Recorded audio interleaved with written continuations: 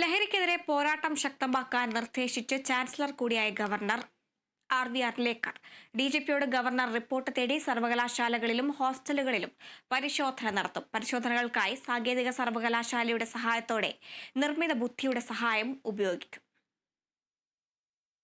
സംസ്ഥാനത്തെ സർവകലാശാലകളിൽ നിന്ന് ലഹരിയെ തുടച്ചു നീക്കാൻ ചാൻസലറുടെ നേതൃത്വത്തിൽ നിർദ്ദേശങ്ങൾ കൈക്കൊണ്ട വൈസ് ചാൻസലർമാർ മയക്കുമരുന്നുകളുടെ വ്യാപനവും ഉപയോഗവും തടയുക, ലഹരിയൊഴുകുന്ന ഉറവിടങ്ങൾ കണ്ടെത്തി നടപടി സ്വീകരിക്കുക തുടങ്ങിയ ലക്ഷ്യങ്ങൾ മുൻനിർത്തി സർവകലാശാലകൾ കേന്ദ്രീകരിച്ച ഏകീകൃത പദ്ധതി നടപ്പിലാക്കാനാണ് തീരുമാനം. സർവകലാശാലകളിൽ പഠിക്കുന്ന 100% കുട്ടികളിൽ നിന്നും മയക്കുമരുന്ന് സാന്നിധ്യം ഇല്ലാതാക്കുകയാണ് പ്രധാന ലക്ഷ്യം. എല്ലാ ക്യാമ്പസുകളിലും അതിന്റെ ഭാഗമായി ബോധവൽക്കരണ പരിപാടികൾ സംഘടിപ്പിക്കും. എല്ലാ മാസവും ലഹരി വിമുക്ത ദിനം ആചരിക്കും. ഹോസ്റ്റലുകളിലും പരിശോധന ശക്തമാക്കും. സാങ്കേതിക സർവകലാശാലയുടെ സഹായത്തോടെ നിർമ്മിത ബുദ്ധിയെ പരിശോധനകൾക്കായി ഉപയോഗപ്പെടുത്തും. ലഹരി ഉപയോഗിക്കുന്നവരെ അതിൽ നിന്നും മോചിപ്പിക്കാനുള്ള നടപടി ഉൾപ്പെടെയുള്ള പ്രവർത്തനങ്ങൾ സംബന്ധിച്ച മാർഗരേഖ ഒരാഴ്ചയ്ക്കുള്ളിൽ പുറത്തുവരുമെന്ന് കേരള സർവകലാശാല വൈസ് ചാൻസലർ മോഹൻ കുന്നുമ്മൽ പറഞ്ഞു.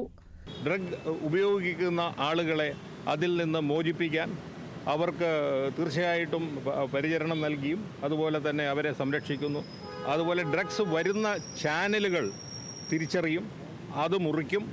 അത് പൂർണ്ണമായിട്ട് കേരളത്തിൽ വരാതിരിക്കാനുള്ള എല്ലാ സംവിധാനങ്ങളും ഗവർണർ ചെയ്യുന്നുണ്ട്.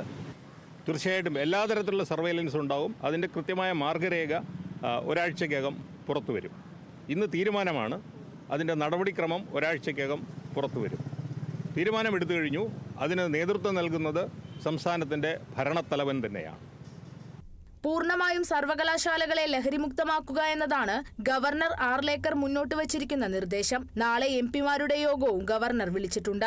പ്രവർത്തനങ്ങളിൽ MP-മാരെയും ഭാഗമാക്കാനാണ് തീരുമാനം. സർവകലാശാലകൾക്ക് അകം ലഹരിമുക്തമാക്കാനുള്ള പ്രവർത്തനങ്ങളിലും അവയുടെ ഉറവിടങ്ങൾ കണ്ടെത്താനും പോലീസിന്റെ സഹായവും തേടും. Kerala vision news, Thiruvananthapuram.